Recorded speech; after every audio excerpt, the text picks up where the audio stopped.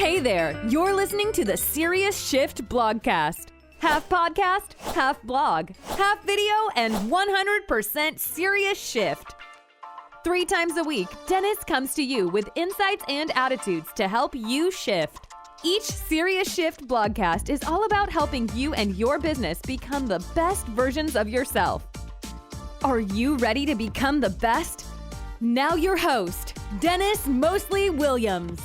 Hi, it's Dennis, and welcome back to the Serious Shift Blogcast. I'm beaming in today in transit. I'm on my way to Boston to speak at a conference, and I wanted to just take a couple of minutes to record this blog for you. For those of you who follow all of my social media stuff, I put out a picture the other day of a character from the Indiana Jones movie, Raiders of the Lost Ark, and I said, hey, I'm working on a blog right now, and it's got something to do with, it's inspired by this character.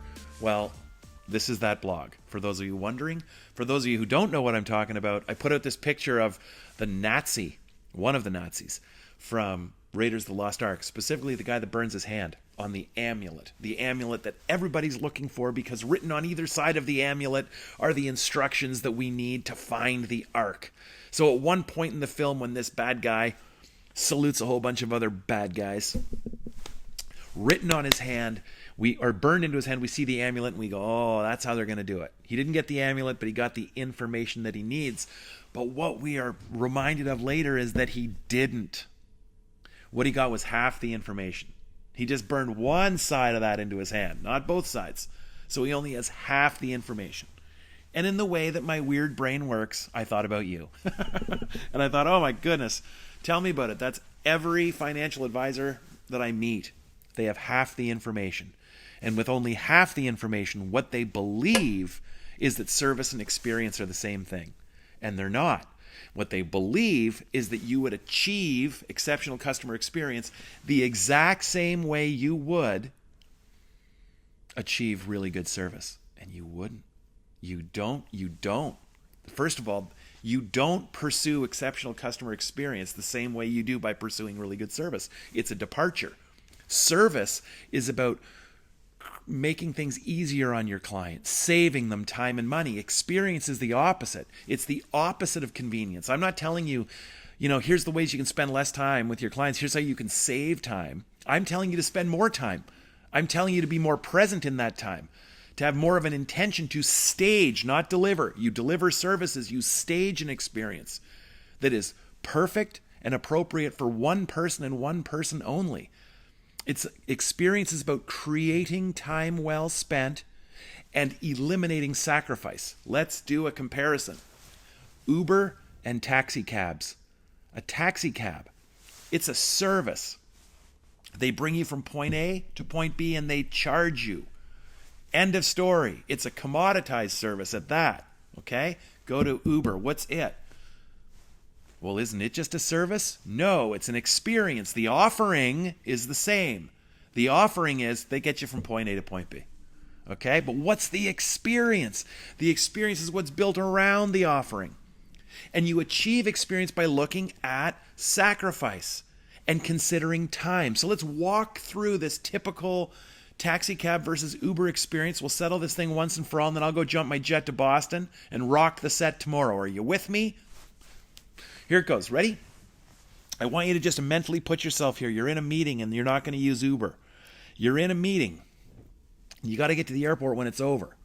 And the meeting's soon to wrap. Soon you're going to shake hands, leave, go out to the lobby. What are you thinking about? Be there. What you're thinking about is, are there cabs? You have some anxiety and some worry. Are there cabs there? Are they going to be ready? When you go downstairs, there are cabs there. Now you call one over, now you get in. Generally speaking, you or the hotel guy puts your bags in the back, you get into the back. Now granted, I'm 6'4". When I get into the back of a taxi cab, there's usually a big seat and plexiglass right here. Okay, quite an impression, right? Like I'm a prisoner, or he's a prisoner, or I'm protected from him or him from me. I don't know. My knees are up this high. I'm crushed into the back. And he wiggles his way from point A to point B. And when I get there, I take out my credit card. I hand it through the little door, or I wave it through the machine, et cetera, et cetera. I pay the bill. I get the receipt. I fold it, track it, put it in my wallet, get my bags. He may or may not thank me. Who knows? It's just a transaction. And I say thank you and I leave, and it's over. I'll never see, if I'm lucky, that cabbie again. Okay, now go Uber. Same scenario. Rewind all the way to the beginning. You're in a meeting. It's 5 minutes from ending or what have you. Okay? What are your thoughts? You're going to Uber now. Are you worried about taxi cabs? No. Instead, you say, click, and you call an Uber. And it gives you the little message, and it lets you know we're connecting you to 8 nearby drivers. Now we've connected you. Here's your driver. Here's his face. Here's his car. Here's a map. Here's where he is on Earth. And he's going to be there in 3.5 minutes, and he's going to wait, etc. Do you want to send him a note? Hey, Jim, I'm glad you're coming. I'm typing with my thumbs.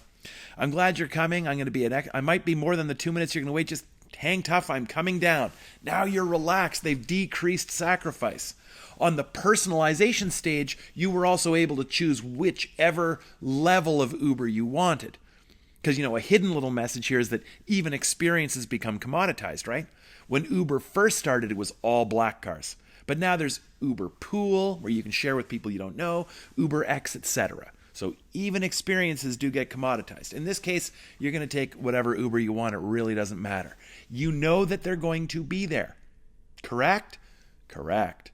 You walk outside, there's your Uber driver. They call out your name. This is on the attracting phase of experience, time. You can see where they're coming. On the entering phase, the person gets out of the car. They say, Dennis, if that's in fact your name. I say, yeah. They go, hi, I'm whomever I am. Nice to see you. I say, me too. Together we put our bags in. When I get in the car is an experience. They have water bottles, breath mints, all kinds of phone chargers and all kinds of things, right? You plug in. You don't ask them, how long before we get there? How's it look? How's the traffic? All that information's on your phone. You don't have to worry about it. Okay? When you arrive, all the payment happens, as you know, seamlessly. Okay? There's no taking out my credit card, waiting for it to go through. They're eliminating sacrifice. When we arrive at the airport, what are we thinking about? I gotta go. I'm stressed. The lineups, the security. I really just want to get through, find a quiet place and sit down. And Uber, in their own way, facilitates that. They make it happen. You pull up. There's no goofing around with credit cards and Square and waiting for the machine and printing the receipt and handing you a book or something. Oh, here, sign that in some pen, and it's all goofy and stupid.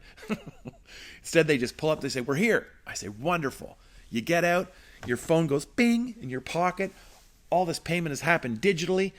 Life is fantastic. The person takes all your bags out, hands them to you. They use your name. They say, Dennis, have a great day. You say, I will, man. And on the final stage of experience, the enduring stage, what are we going to do to keep this experience happening after it's over? The driver rates you, and you get to rate the driver. Yesterday, I tipped my driver from Chicago 5 days after the fact. The next time I used Uber, and it said, hey, do you want to do anything for this last guy who raced comfortably to get me to my plane on time? It was fantastic. So don't have half the information that you need. Read The Experience Economy by Joe Pine and Jim Gilmore. Stop listening to these people out there telling you about really good service and calling it an experience. It's not an experience. It's service. Service is commoditized. So you can have the greatest service in the world. It's still worth 1%. What people will line up for and pay for is an experience, and you would do yourself a favor if you knew what the difference was. So you could start truly staging experiences instead of delivering services and calling them experiences. Oh, that feels better just getting that off my chest. Can I make a suggestion? Go to our little secret website, SeriousShift.com, and download our little Megatrends thing. I think you'll enjoy reading it. Anyhow, as always, thanks for tuning in. Thanks for letting me get that out. I appreciate it. Have a wonderful day. I'll see you again soon. Cheers. If you're looking to transform the way you and your business does, well, business, head over to SeriousShift.com and download our latest strategy guide, The 3 Megatrends. It will forever change how you view your place in the future. Thanks for listening, and make sure to give Dennis a review anywhere you listen to your podcasts. See you next time.